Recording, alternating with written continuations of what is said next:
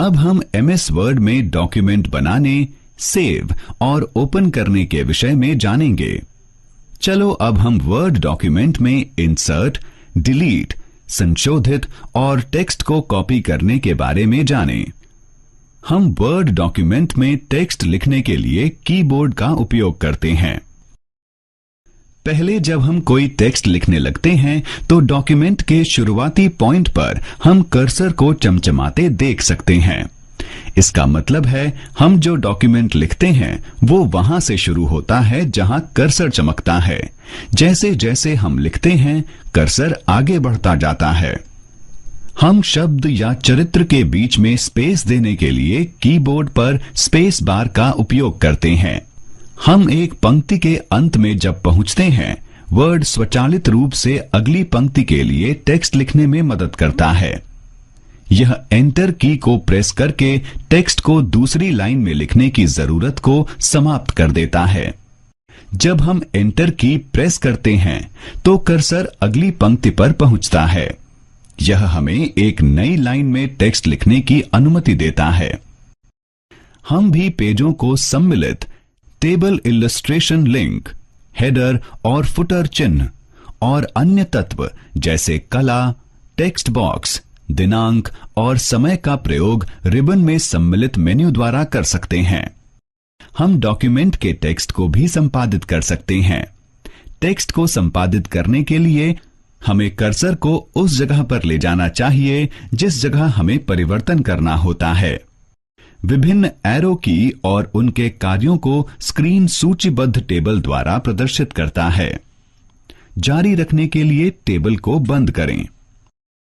एक डॉक्यूमेंट को संपादित करने के लिए हम टेक्स्ट को इंसर्ट, डिलीट, कॉपी और कट और पेस्ट कर सकते हैं।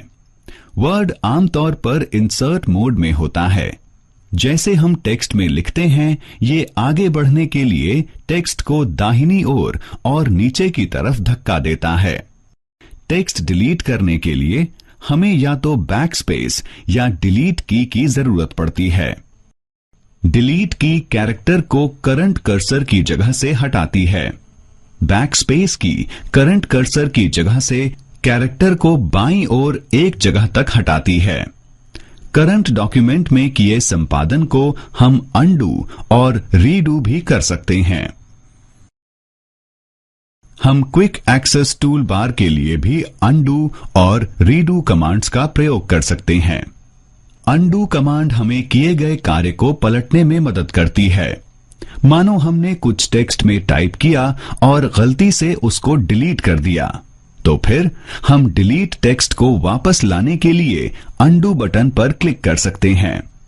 विकल्प के तौर पर हम टास्क को अनडू करने के लिए CTRL और Z की को एक साथ दबा सकते हैं।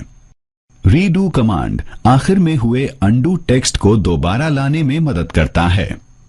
अगर हम अनडू कमांड द्वारा डिलीट टेक्स्ट को वापस ला सकते हैं तो रीडू कमांड द्वारा पुनः डिलीट भी कर सकते हैं।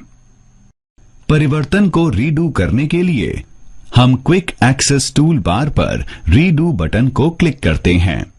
विकल्प के तौर पर हम एक साथ CTRL की और Y की का प्रयोग कर सकते हैं। डॉक्यूमेंट को एडिट करते समय हम टेक्स्ट को कॉपी या कट, रेखांकन या पैराग्राफ भी कर सकते हैं और फिर किसी अन्य जगह डॉक्यूमेंट में ले जाकर पेस्ट कर सकते हैं। टेक्स्ट को कॉपी या कट करने से पहले उसको चयन करना पड़ता है। टेक्स्ट का चयन करने के लिए हम कीबोर्ड और माउस दोनों का उपयोग कर सकते हैं। एक शब्द का चयन करने के लिए हम माउस को उस शब्द पर ले जाकर डबल क्लिक कर सकते हैं। वाक्य का चयन करने के लिए हम CTRL की को दबा के वाक्य में कहीं पर भी क्लिक कर सकते हैं। पैराग्राफ का चयन करने के लिए हम माउस को सिलेक्शन बार पर ले जाकर डबल क्लिक करते हैं। इच्छित टेक्स्ट या कैरेक्टर का चयन करने के लिए हमें जरूरत है कि हम इच्छानुसार चुने भाग पर आई बीम पॉइंटर को क्लिक और ड्रैग करें। एक बार हम टेक्स्ट का चयन करने में सक्षम हो गए तो हम चयनित टेक्स्ट को कॉपी या कट करके एक से दूसरी जगह ले जा सकते हैं।